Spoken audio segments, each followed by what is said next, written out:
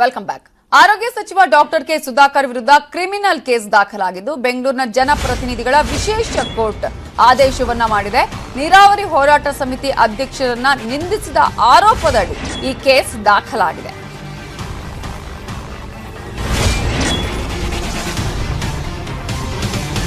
ನೀರಾವರಿ ಹೋರಾಟ ಸಮಿತಿಯ ಅಧ್ಯಕ್ಷರಾಗಿರುವಂತಹ ಆಂಜನೇಯ ರೆಡ್ಡಿ ಅವರನ್ನ ನಿಂದಿಸಿದ ಪ್ರಕರಣಕ್ಕೆ ಸಂಬಂಧಪಟ್ಟ ಹಾಗೆ ಸಮ್ಮಿಶ್ರ ಸರ್ಕಾರದಲ್ಲಿ ಮಾಲಿನ್ಯ ನಿಯಂತ್ರಣ ಮಂಡಳಿಯ ಅಧ್ಯಕ್ಷರಾಗಿದ್ರು ಡಾಕ್ಟರ್ ಸುಧಾಕರ್.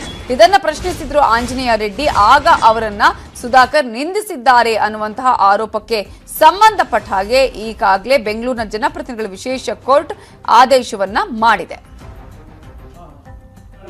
ಹೋರಾಟಗಾರರನ್ನ ಅವ್ರ ಮೇಲೆ ವೈಯಕ್ತಿಕ ದಾಳಿ ಮಾಡುವಂಥದ್ದು, ಅವ್ರ ಮೇಲೆ ಪೊಲೀಸರನ್ನು ದುರ್ಬಳಕೆ ಮಾಡಿಕೊಂಡು ಮೊಕದ್ದಮೆಗಳನ್ನು ಹೂಡಿಸುವಂಥದ್ದು. ಇವರು ತಮ್ಮ ಕೃಷಿ ಹೊಂಡದಲ್ಲಿ 2,000 ಮೀನ್ ಸಾಕಿ ಪ್ರತಿ 6 ತಿಂಗಳಿಗೆ 3 ಲಕ್ಷ ಸಂಪಾದನೆ ಮಾಡ್ತಿದ್ದಾರೆ. ನೀವು ಮಾಡಬೇಕಾ? ಅವರಿಂದ ಕಲಿಬೇಕಾ? ಫ್ರೀಡಮ್ ಆಪ್ ಅನ್ನ ಈಗಲೇ ಡೌನ್ಲೋಡ್ ಮಾಡಿ. ಕೋರ್ಟ್ಗಳಿಗೆ ಅಲಿಸುವಂಥದ್ದು ಇವೆಲ್ಲಾನು ಏನು ಹೇಳ್ತಾ ಇದೆ ಅಂದ್ರೆ, ಹೋರಾಟವನ್ನ ಜೀರ್ಣ ಮಾಡಿಕೊಳ್ಳುವಂತ ಅಥವಾ ಹೋರಾಟವನ್ನ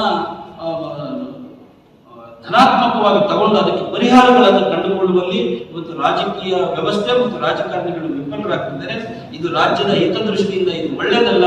ಅದರಲ್ಲಿ ಸಿಆರ್ಪಿಸಿ 499 ಮತ್ತು ಇದರ ಬಗ್ಗೆ ಇನ್ನಷ್ಟು ಡೀಟೇಲ್ಸ್ ಕೊಡೋದಕ್ಕೆ ನಮ್ಮ ರಿಪೋರ್ಟರ್ ಮನುಕುಮಾರ್ ಈಗ ಫೋನ್ ಸಂಪರ್ಕದಲ್ಲಿದ್ದಾರೆ. ಮನು, ಈಗಾಗಲೇ ಸುಧಾಕರ್ ವಿರುದ್ಧ ಈ ಆಂಜನೇಯ ರೆಡ್ಡಿ ಅವರು ಹಾಕಿದಂತಹ ವಿಶೇಷ ಕೋರ್ಟ್ನಲ್ಲಿ ಹಾಕಿದಂತಹ ಪ್ರಕರಣಕ್ಕೆ ಸಂಬಂಧಪಟ್ಟ ಹಾಗೆ ಈಗ ಯಾವ ರೀತಿಯಾಗಿ ಕ್ರಿಮಿನಲ್ ಕೇಸ್ಗೆ ಆದೇಶವನ್ನ ಹೊರಡಿಸಿದೆ, ಯಾವೆಲ್ಲ ಅಂಶಗಳನ್ನ ಕೋರ್ಟ್ ಇಲ್ಲಿ ಪರಿಗಣನೆಗೆ ತೆಗೆದುಕೊಂಡು ಈ ಆದೇಶವನ್ನ ಮಾಡಿದೆ?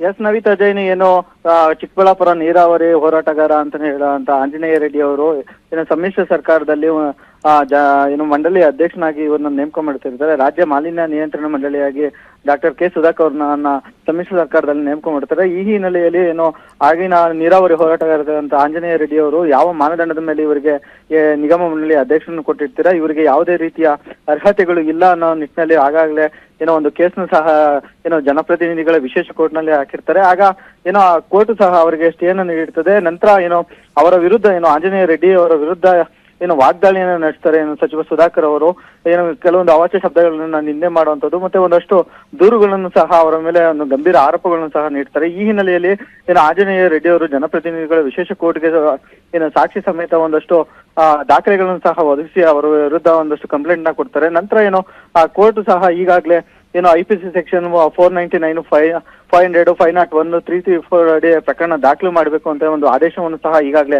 ಹೊರಡಿಸಿರುವಂತದ್ದು Navita Jain. Okay, thank you Manukumar ಡೀಟೇಲ್ಸ್ಗೆ.